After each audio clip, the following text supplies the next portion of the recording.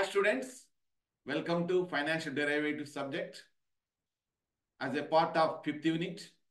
Now we are going to discuss about the motives of swaps. So what are the economic motives of swaps? ఆర్థిక పరమైన లాభం ప్రేరణ motive అంటే ప్రేరణ అంటే ఈ swaps లో మనము అంటే కౌంటర్ పార్టీస్ రెండు కూడా ఎంగేజ్ కావడానికి ఏమి ప్రేరేపిస్తుంది అనేది మనం ఈ కంటెంట్ ఈ టాపిక్ లో భాగంగా మనం నేర్చుకోబోతున్నాము. So I hope kindly you pay your attention. Now in this class we are going to discuss about the economic motives of swaps. Economic motives of swaps. Now I will share the document, my dear students. So this is the question. Write a note on economic motives for swaps. There are many economic motivations for firms to enter into swap contracts. సంస్థలు కానీ వ్యక్తులు కానీ ఈ swap contracts లో enter కావడానికి చాలా అంశాలు ప్రేరణగా నిలుస్తాయి. Some of the important motivations are mention below. మరి కొంచెం ముఖ్యమైన ప్రేరణలు కింద తెలపడం జరిగింది. నెంబర్ 1 ఏమంటే హెడ్జింగ్ టెక్నిక్. అంటే మనము ఏదైనా ఒక దాన్ని వలన నష్టపోకుండా ఉండటానికి మనము అడ్డుగా ఈ స్వాప్స్ని పెట్టుకుంటాము. హెడ్జింగ్ అంటే రక్షణగా, గార్డుగా. సైనికులు కత్తి యుద్ధం చేసేటప్పుడు ఇట్లా రౌండ్గా ఉంటుంది చూడండి, అట్లా. అంటే hedging techniques, swaps are used as hedging techniques to cover exchange rate risk. మార్చుకునేటప్పుడు వచ్చే రిస్క్ ఏదైనా ఉంటే కరెన్సీ స్వాప్స్ ద్వారా కానీ, ఇంట్రెస్ట్ రేట్ స్వాప్ ద్వారా కానీ, క్రెడిట్ డిఫాల్ట్ రిస్క్ ద్వారా కానీ, అలాంటి సందర్భాల్లో అంటే డబ్బులు ఒక కరెన్సీ మరొక కరెన్సీకి మధ్య ఒప్పందం చేసుకున్నప్పుడు మార్చుకోవడానికి, ఆ సందర్భంలో వచ్చే నష్టాలను కానీ, వడ్డీ రేట్లు మార్చుకునే సందర్భంలో కానీ, లేదంటే credit default risk, underlying asset యొక్క క్రెడిట్ డిఫాల్ట్ రిస్క్ను మార్చుకోవడంలో కానీ రక్షణగా ఉంటాయి ఈ స్వాప్స్. అందుకనే దీన్ని ఒక హెడ్జింగ్ టెక్నిక్గా మనం చెప్పుకోవచ్చు. నెంబర్ 1 ఏమంటే చేంజ్ కంప్లెక్షన్ ఆఫ్ అసెట్.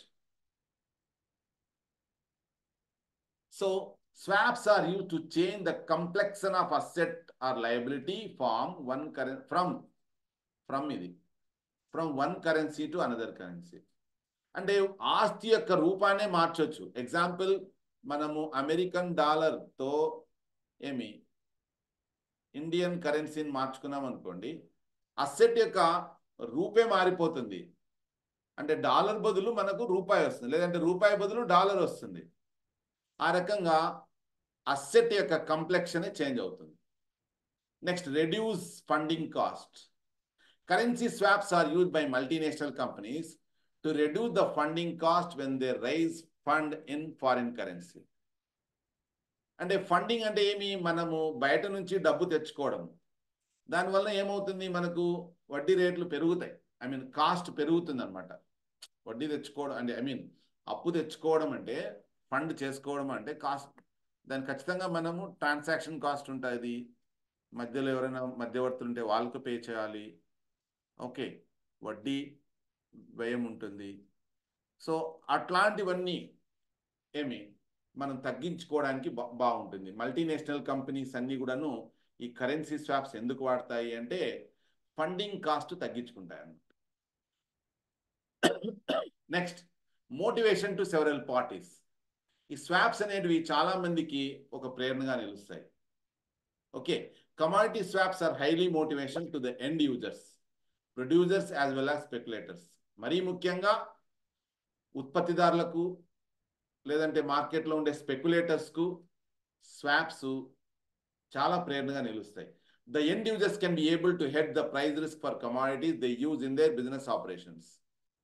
అంటే ఎండ్ యూజర్స్ అంటే చివరగా ఉపయోగించుకునే వ్యక్తులు వస్తువులకు సంబంధించిన ప్రైస్ రిస్క్ను తగ్గించుకోవడానికి తమ యొక్క వ్యాపారంలో ఈ స్వాప్స్ని ఆ విధంగా వాడతారు. అండ్ ప్రొడ్యూసర్స్ అంటే ఉత్పత్తిదారులు can fix their expected income and able to hedge their losses in case of fall in prices of commodities. పాపం రా మెటీరియల్ ఖర్చు పెట్టి రా మెటీరియల్ ఖర్చు పెట్టి వస్తువులు ఉత్పత్తి చేస్తారు ప్రొడ్యూసర్స్.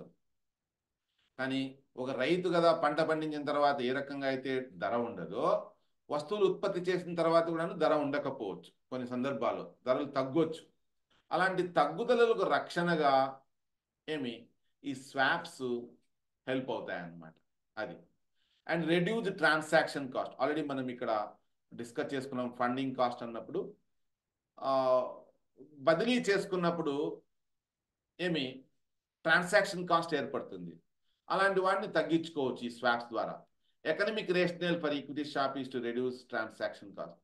ఈక్విటీ స్వాప్స్ అంటే ఈక్విటీ షేర్స్ను మరొకరితో మార్చుకోవడానికి ప్రధాన కారణం ఏంటంటే, రిజిస్టర్ అంటే మార్చుకోవడం అంటే ఇక్కడ ఒకే షేర్నే ఒకరు కొంటారు, ఇంకొకరు అమ్ముతారు, అప్పుడు రిజిస్ట్రేషన్ ట్రాన్సాక్షన్ కాస్ట్ ఉంటుంది.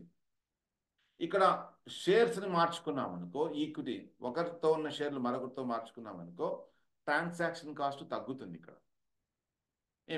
Avoid security transaction tax. ఇక్కడ వాటాలు ఒకరి పేరు మీద నుంచి ఇంకొకరి పేరు మారితే ట్రాన్సాక్షన్ కాస్ట్ ట్యాక్స్ ఉంటుంది, అది పే చేయాలి. కానీ ఇక్కడ ఏం జరుగుతుంది, ఒకరు తమ యొక్క వాటాలు మరొకరు యొక్క వాటాలతో మార్చుకుంటారు. దానివల్ల సెక్యూరిటీ ట్రాన్సాక్షన్ ట్యాక్స్ కట్టాల్సిన అవసరం లేదు, ట్రాన్సాక్షన్ కాస్ట్ కూడాను తగ్గుతుంది. So these are the important things regarding swaps, my dear students. I hope you have understood the financial derivative subject in a good manner. మీ అందరూ కూడా అర్థం చేసుకున్నారని అనుకుంటున్నాను. Thank you so much for your patient listening all the way for almost 15 to 20 days, okay, in online classes, because due to non-availability of rooms in the college, we have to go for online classes. And thank you for your cooperation. Thanks a lot. So thank you. Take care. All the best for your exam.